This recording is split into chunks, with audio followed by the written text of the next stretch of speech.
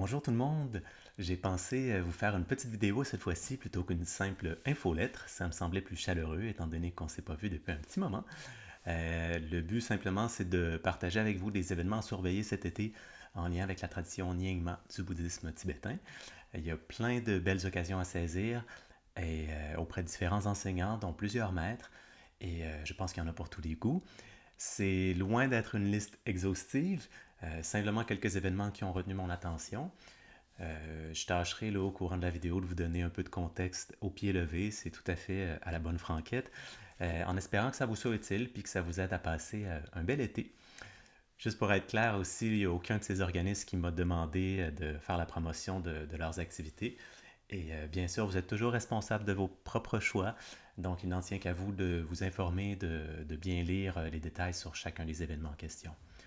Euh, il s'agit toujours, comme je disais, d'événements en lien avec la tradition Nyingma, qui sont en Amérique du Nord, donc il y en aura ailleurs dans le monde, bien sûr.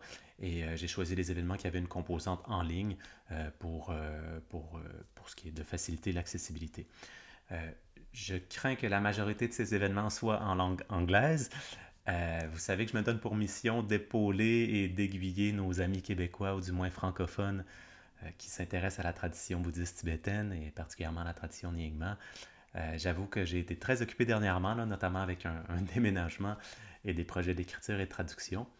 Je travaille notamment sur des textes du Longchen Nyingtik, ou l'essence du cœur de l'immensité, mais j'espère bientôt refaire surface. Je vous tiendrai au courant dans l'infolette de PMAE et sur Facebook, sans doute sur ma page d'auteur.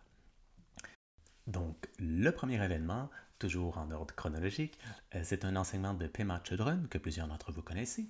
Ça se déroule le 16 juillet dans le contexte du Nyingma Summer Seminar, donc un séminaire estival de la tradition Nyingma.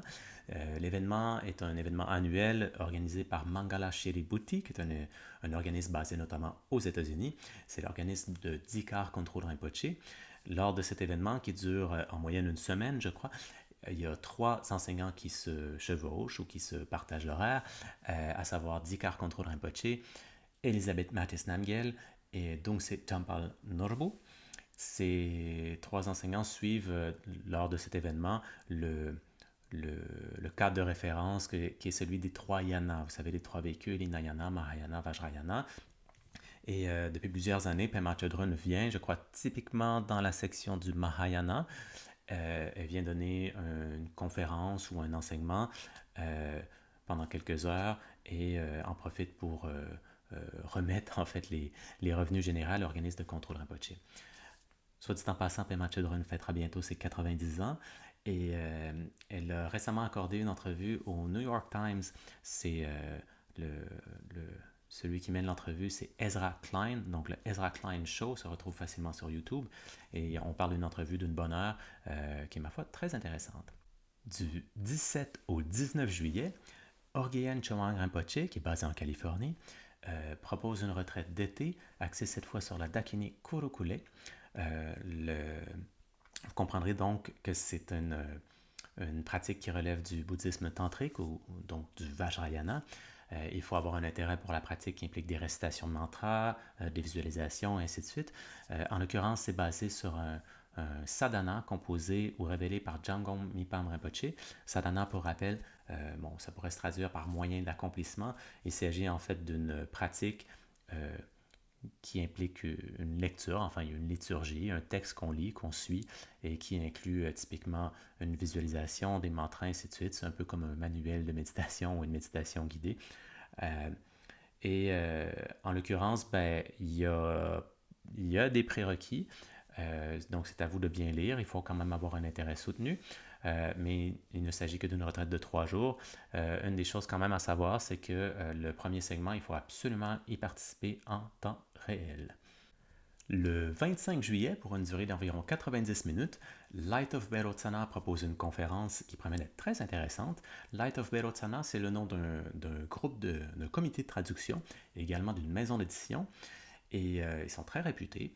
Et en l'occurrence, il y a deux traducteurs et enseignants extraordinaires, Sanghi Kandro et Lama Chunam, que je connais personnellement et que j'adore, qui vont parler d'un de leurs plus récents projets, qui est un livre en fait qui vient tout juste de paraître, intitulé The Life and Liberation of Tulku Jime Özer. J'ai eu l'honneur de collaborer à ce projet à titre de réviseur. Et j'ai fait une bien humble contribution. Il n'en reste pas moins que le livre est vraiment un livre extraordinaire. Il s'agit de la biographie d'un très grand maître qui était également un tertun, c'est-à-dire un découvreur ou révélateur de trésors spirituels dans la tradition Nyingma. Donc c'est une biographie qui est très spéciale, mais vraiment un texte précieux, composé par Sera Kandro, qui était une des plus grandes maîtres ou maîtresses de son époque. Donc c'est à surveiller. Ça dure environ 90 minutes et ça ne s'adresse pas qu'aux professionnels engagés, c'est pas uniquement pour les traductrices et traducteurs.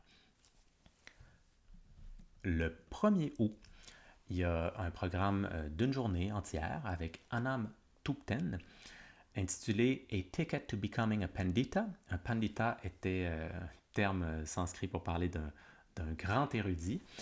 Et en fait, il sera question de l'héritage de Lama Tarchen Rinpoche. Lama Tarchen Rinpoche, c'était un des maîtres, un des fondateurs de la Vajrayana Foundation, qui est basée en Californie. C'est un centre très important pour la tradition Dujum Tersar, plus spécifiquement. Donc, il parlera un peu de l'héritage de ce maître, dont on célébrera à cette occasion le 13e Dechud, si je ne me trompe pas. Le Dechud étant la commémoration du parinirvana ou du décès d'un grand maître. Mais en particulier, ce jour-là, il sera question de l'histoire du Degyudzud. Pas obligé en passant d'apprendre tous ces termes tibétains, mais le Degyudzud, c'est un chef-d'œuvre qui compte plusieurs volumes, là, composés par Choying Tobden Dorje, qui est un grand yogi du 19e siècle.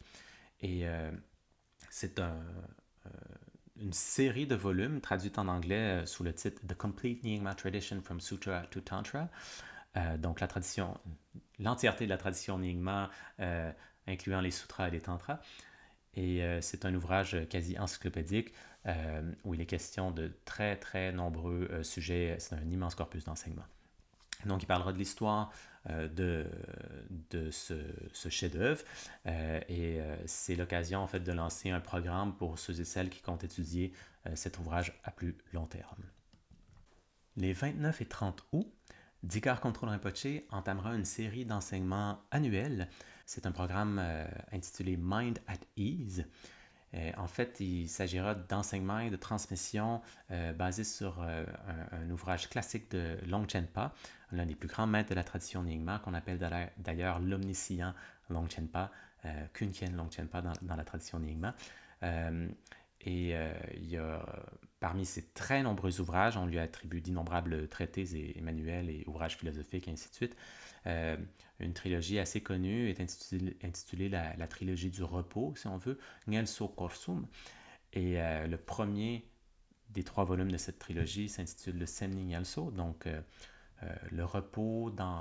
trouver le repos dans la nature de l'esprit. Et ce texte est disponible maintenant en français aux éditions Padmakara par ailleurs. La particularité de ce texte, tous les textes de Longchenpa sont immensément précieux et profonds, mais beaucoup de ces textes, en fait sont peu accessibles à moins d'être très avancés comme pratiquante ou pratiquant.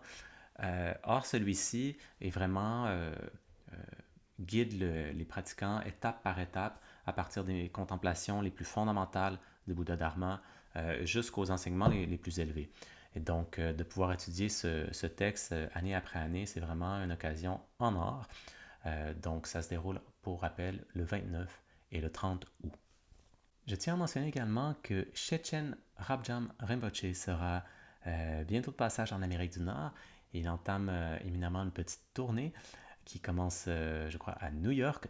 Donc, certains de ces événements n'auront pas de composante en ligne, donc c'est peut-être un petit peu différent de tous les événements que je viens de mentionner, et ce sera à vous de trouver les détails, mais si vous tenez à rencontrer un maître exceptionnel en chair et en os, ça peut être une chance, une opportunité à saisir. Je vous lis rapidement les dates. Il sera à New York du 12 au 19 juillet. Bon, il y a un événement le 12 juillet et puis un événement le 18 et le 19. Il sera ensuite à Toronto du 24 au 26 juillet, et je crois que d'autres événements se sont rajoutés toujours dans la région de Toronto. Et ensuite à Halifax du 1er au 7 août. Maintenant, certains de ces événements ont des prérequis. Il peut y avoir un petit peu de logistique impliquée, donc c'est à vous de rechercher les informations, mais c'est un maître que je recommande chaudement et dont j'ai reçu de très nombreux enseignements. Un autre programme digne de mention a une formule un peu différente dans la mesure où il s'agit cette fois d'un cours en ligne. Ce que j'entends par là, c'est qu'à partir du moment où les leçons seront diffusées ou mises en ligne pour les gens qui se seront inscrits, bien vous pourrez les regarder à votre rythme. Il s'agit donc d'un cours offert par The Wisdom Academy, qui est un projet de Wisdom Publications, une grande maison d'édition américaine.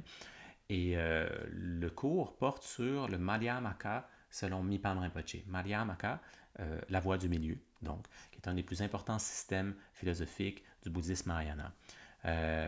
L'intérêt est que c'est, selon les interprétations et toutes les nuances, toute la richesse qu'a apporté Jamgon Mipam, qui était un des maîtres les plus accomplis là, des derniers siècles, immensément érudit et prolifique.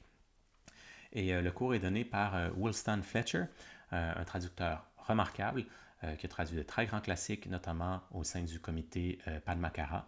Et il est très érudit, s'exprime toujours de façon limpide. Donc, si vous voulez comprendre les assises philosophiques de toutes sortes de pratiques, mais en particulier la perspective de Mipam sur la voie du milieu, je recommande chaudement ce cours qui semble, ma foi, très prometteur. En terminant, même si ce n'est pas cet été, je tiens à mentionner quand même un autre événement qui requiert beaucoup de préparation, puisqu'il se déroule sur une durée de 4 mois. Je mentionne quand même à tout hasard, c'est pas fait pour tout le monde, mais étant donné que c'est une occasion extrêmement rare, je serais bien bête de la passer sous silence. Il s'agit de la transmission et de toutes les initiations du Rinchen Teretsud par Tulku Tadral Rinpoche. C'est pendant 4 mois, c'est des centaines d'initiations, transmissions. C'est un corpus absolument immense de pratiques du Vajrayana. Et comme je disais, ça se déroule sur 4 mois, novembre, décembre, janvier, février. Et l'événement sera basé en Californie à la Vajrayana Foundation, au centre de retraite Pema Husseling. Donc c'est en Californie. C'est à surveiller. Dans tous les cas, quel que soit l'événement en question, ben, toujours vérifier le fuseau horaire. Plusieurs des événements dont je viens de parler se déroulent en Californie, donc il peut y avoir 3 heures de différence, ou enfin selon l'endroit où vous vous trouvez. Bien sûr, je tiens à le mentionner, hein, il n'est pas nécessaire de tout faire, même plutôt que de se disperser et de faire un magasinage constant, il est plutôt bon de centrer ses efforts et de pas trop se laisser distraire. Mais peut-être que vous pouvez saisir des occasions de sortir un peu de votre zone de confort. L'idée, toujours, c'est pas de se taper sur la tête, mais de cheminer dans la joie en vue d'apprendre à extraire l'essence de notre précieuse vie humaine en tirant parti du temps dont on dispose.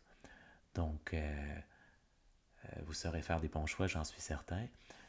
Voilà pour les nouvelles, là, ce genre de petite veille médiatique des événements de la tradition Nyingma.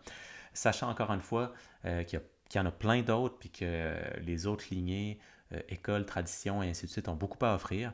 C'est une petite liste spontanée, vraiment là, pour simplement offrir une petite tape dans le dos à notre petit groupe. J'en profite pour vous remercier également pour votre soutien concernant mon livre Overflow, A Buddhist Guide to Navigating the Chaos of the Digital Age, Overflow aux éditions Shambhala Publications. Ça fait chaud au cœur. Puis, soit dit en passant, des fois, il y en a qui se demandent comment aider. Ce livre leur a été utile, tout ça. Une excellente façon de soutenir ce genre de projet, c'est de laisser un commentaire sur Amazon. Oui, je suis le premier à encourager les libraires indépendantes et les libraires indépendants. Mais même si vous achetez pas vos livres sur Amazon, c'est souvent là que les gens vont consulter les commentaires de lecteurs et lectrices. Et ça fait vraiment une différence dans les résultats de recherche, les algorithmes, tout ça. Donc voilà. En passant, je suis maintenant basé dans le Vieux-Lévis et je suis tombé absolument amoureux du quartier et des gens. Et je pense que ce serait un endroit merveilleux où organiser des activités. Donc, quel que soit le lieu exact, pour les prochains événements locaux en français, je vous tiendrai au courant dans l'infolette de PMAE et peut-être aussi sur ma page d'auteur sur Facebook. D'ici là, je vous souhaite bon courage, bonne chance et bon début d'été.